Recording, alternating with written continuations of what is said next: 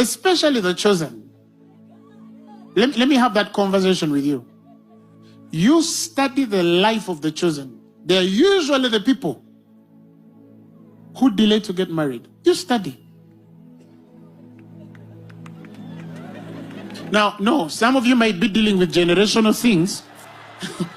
You have a hindrance in your family line and you think you're chosen. But this is true. You study the chosen.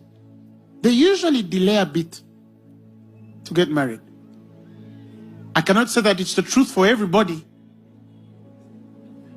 but I can say it's for most of the part true for the chosen. And I'll tell you why. Because you may never know the danger of getting married before discovering who you are.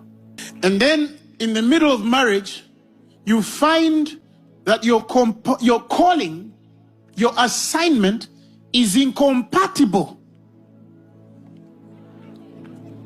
with your